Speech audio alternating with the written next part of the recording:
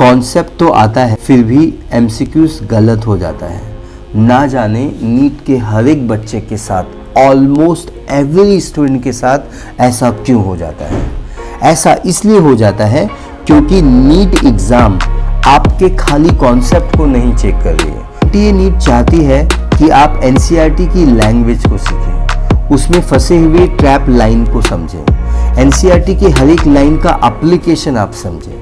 हम लोग बात करते हैं 5 मिस्टेक और उनको हम कैसे फिक्स करें ताकि आपका फाइनल स्कोर नीट में 340 प्लस मार्क्स आ ही जाए। First important point is reading error. Most common mistake जो बच्चे करते हैं कि नीट के एमसीक्यूज में कुछ टर्म दिए हुए हैं, टर्म जैसे incorrect, except, sometime, before, always, majorly, minorly, above, below, more than, less than, correct, except. ये टर्मिनोलॉजी बहुत इंपॉर्टेंट होती है।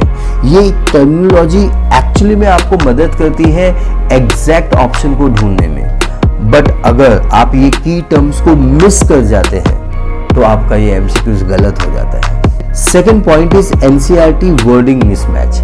एनसीईआरटी की लाइन बहुत इंपॉर्टेंट है, कॉन्सेप्ट तो इंपॉर्टेंट है, but the exact NCERT language is very very important. हमेशा ये बोला जाता है कि नीट के हर एक गलत क्वेश्चन के पीछे एक गलत एनसीईआरटी की लाइन होती है, एक गलत कॉन्सेप्ट होता है। आपको एनसीईआरटी की उस एग्जैक्ट लैंग्वेज को समझना है और उसको अंडरलाइन करना है, हाईलाइट करना है और आपकी मिस्टेक बुक बनानी है। अगर आप मिस्टेक बुक नहीं बना सकते हैं तो आपको हर एक चैप्टर में, बायोलॉजी के हर एक चैप्टर में एक पेज स्टिक करना है जिसमें आप पूरे साल में करने वाली जो भी एनसीईआरटी की गलतियां हैं उनको आप नोट डाउन करेंगे। और reason is confusing pair. Biology के कॉन्सेप्ट में बहुत सारे कंफ्यूजियस पेयर हैं। For example perisperm versus endosperm. Perisperm हमेशा डिप्लॉयड होता है, पेरिस्पर्म हमेशा न्यूसेलस से डिराइव होता है, लेकिन endosperm can be haploid, endosperm can be diploid. Haploid ये होता है जिम्नोस्पर्म में, जिम्नोस्पर्म में ये बिफोर फर्टिलाइजेशन बनता है, लेकिन एंडोस्पर्म ट्रिप्लॉइड होता है इन केस ऑफ एंजियोस्पर्म और ये हमेशा आफ्टर फर्टिलाइजेशन बनता है।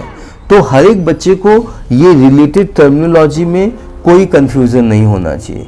You should not confuse between the NAD and NADP, you should not confuse between NAD and FAD। आपको पता होना चाहिए what is the difference between C3 cycle and C4 cycle. 4 point fast marking. आपको NEET exam में MCQ solve करते हुए कोई जल्दबाजी नहीं करनी है। 4 ऑप्शन में से पहले 2 ऑप्शन को एलिमिनेट करना है, जो बाकी के बचे 2 ऑप्शन हैं उनको एक सही वाइवा सवाल पूछ के जो क्वेश्चन के रेफरेंस में हो पूछने के बाद आपको सही ऑप्शन को सेलेक्ट करना है। Number 5 is analysis. बच्चे एमसीक्यूज तो सॉल्व कर देते हैं बट एनालिसिस करना भूल जाते हैं। एमसीक्यू सॉल्व करने के बाद this is so important to practice analysis.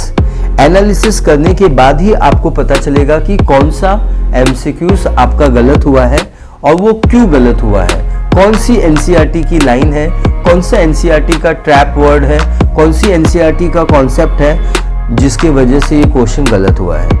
ये आपको तभी पता चल जाएगा जब आप एनालिसिस करेंगे। ये सारे स्टेप्स को फॉलो करने के लिए आपको एवरी डे 30 मिनट में 60 एमसीक्यूज ऑफ बायोलॉजी प्रैक्टिस करनी है। एमसीक्यूज प्रैक्टिस करने के बाद एनालिसिस भी करना है।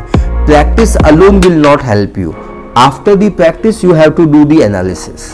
और एनालिसिस करने के बाद why particular MCQs is wrong, which trap word is going to be involved, which correct line or correct language of NCERT is involved, ये बहुत इंपॉर्टेंट है। वीकली बेसिस पे आपको डिफरेंस के टेबल समझने होंगे। What is the difference between glycolysis and the Krebs cycle?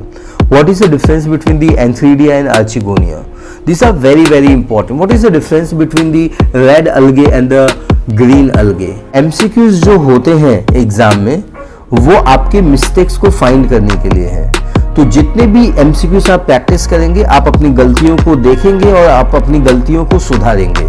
और जब आप ये प्रोसेस कंटिन्यू करेंगे तो 340 प्लस मार्क्स इन बायोलॉजी आपको लाने से कोई रोक नहीं सकता है।